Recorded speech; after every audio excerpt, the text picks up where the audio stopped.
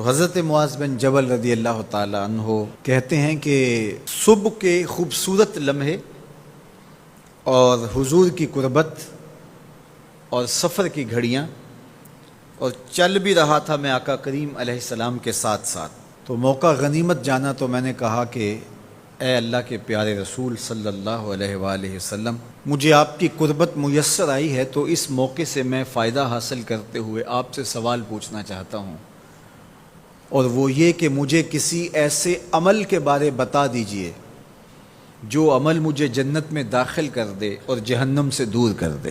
تو حضور علیہ السلام نے اس سوال پر ان کی تحسین فرمائی، فرمایا تو نے بہت بڑا سوال کیا ہے، اس کا جو جواب ہے کہ جنت نصیب ہو اور مجھے جہنم سے نجات ملے تو یہ اتنا آسان کام نہیں ہے، یہ بڑا مشکل کام ہے، لیکن جس پر اللہ آسان کر دے اس کے لیے مشکل نہیں ہے۔ یعنی جنت آسانی سے نہیں ملتی، جہنم سے بچنا بھی اتنا آسان نہیں ہے، بہت سارے گناہوں سے بچنا پڑتا ہے، لیکن اللہ جس کے لیے آسان کر دے اس کو نیکی کی توفیق دے دیتا ہے اور برائی سے اس کو بچا لیتا ہے۔ اگر تو چاہے کہ جنت میں جائے اور جہنم سے نجات ملے تو تمہیں اللہ پر ایمان بھی لانا پڑے گا، اور ایسا ایمان جس میں شرک کی آمیزش تک نہ ہو، اسی کی عبادت تیری زندگی کا مقصود ہو، اور نماز بھی ادا کرنا ہوگی، زکوٰۃ بھی دینا ہوگی، روزے بھی رکھنے پڑیں گے، اور تجھے حج بھی کرنا پڑے گا۔ جنت میں داخلے کے لیے یہ شرائط ہیں کہ تم یہ کام کرو گے۔ پھر ارشاد فرمایا میں تمہیں بھلائی کے دروازے ہی نہ بتا دوں؟ ارشاد فرمایا الصوم جنہ، روزہ ڈھال ہے۔ ڈھال آپ سمجھتے ہیں، اگر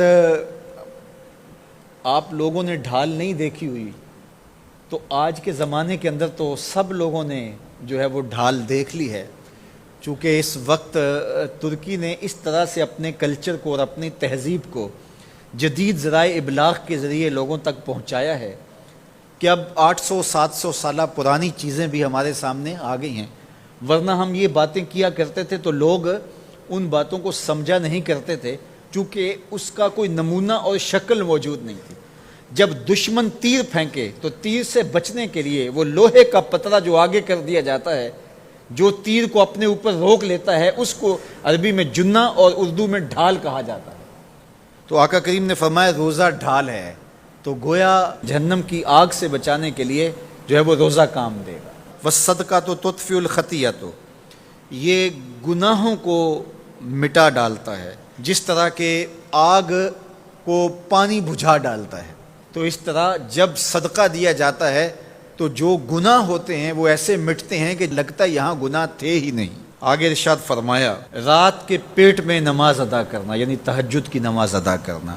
پھر حضور علیہ الصلوۃ والسلام نے یہ آیت پڑھی تتجافی جنوبہم عن المضاجع، ان کی کروٹیں بستروں سے الگ رہتی ہیں، خوف اور طمع میں وہ اللہ کو پکارتے ہیں اور وہ رات کو جاگتے ہیں، ان کی کروٹیں بستروں سے الگ رہتی ہیں، حتی بلغ یعملون، یہ آیت پڑھتے ہوئے آخر تک حضور نے تلاوت فرمائی۔ تو فرمایا جس طرح صدقہ آگ کو بجھا دیتا ہے، اس طرح پچھلے پہر کی نماز، تہجد کے سجدے بھی اللہ جل شانہ کے غصے کو ختم کر دیتے ہیں اور جہنم کی آگ کو مٹا ڈالتے ہیں۔ پھر حضور نے ارشاد فرمایا کہ میں تمام امور کی جڑ نہ بتا دوں کیا ہے؟ جتنے بھی معاملے ہیں اس کی جڑ ہی نہ بتا دوں؟ میں نے جھولی پھیلا کے کہا حضور کیوں نہیں، خیرات ڈالی ہے۔ تو حضور نے ارشاد فرمایا راس الامر الاسلام، سارے امور کی جڑ اور بنیاد، سر اسلام ہے۔ اگر اسلام ہے تو عمل قابل قبول ہے، اور اگر اسلام ہی نہیں ہے تو پھر جتنے مرضی نیک عمل کرتے رہیں، جتنا مرضی پانی ڈالیں، جتنی مرضی کھاد ڈالیں، تو اگر جڑ ہی نیچے سے کٹی ہوئی ہے تو درخت ہو پائے گا؟ کبھی بھی نہیں ہو پائے گا۔ تو کہا جڑ اسلام ہے، اس لیے عقیدے کی صحت عمل کی قبولیت کی ضمانت ہے۔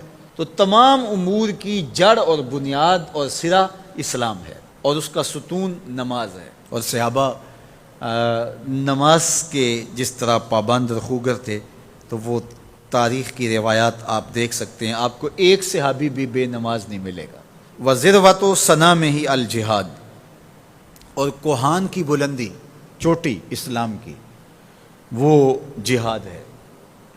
جہاد سے اسلام کو سربلند کیا جا سکتا ہے۔ اسلام کا چھٹا رکن ہے جہاد، اور ہمیں جہاد کی ترغیب بھی دی گئی اور قیامت تک یہ جہاد جاری بھی رہے گا اور کبھی بھی ختم ہونے کا نہیں ہے۔ ہاں اس کے اصول و ضوابط ہمیں دیے گئے، جہاد کے نام سے فساد فی الارض نہ کیا جائے، لیکن جہاد کا انکار اسلام کا انکار ہے۔ یہ اسلام کی چوٹی ہے، ذروۃ و سنام کہا گیا، یہ کوہان کی بلندی ہے۔ تو حضور علیہ السلام نے آخر میں فرمایا کہ میں تمہیں سارے معاملات کی جڑ ہی نہ بتا دوں، خلاصہ ہی نہ بیان کر دوں؟ قلت بلا یا نبی اللہ، میں نے کہا اے اللہ کے نبی کیوں نہیں؟ فاخذ بلسانہ، حضور نے اپنی مبارک زبان کو پکڑا، فقال، اور فرمایا، کف علیک ھذا، کہا اس کو روک لے، اس کو کنٹرول کر لے۔ تو کہتے ہیں میں نے کہا اے اللہ کے پیارے محبوب صلی اللہ علیہ وسلم، جو ہم باتیں کرتے ہیں اس سے بھی مواخذہ ہوگا؟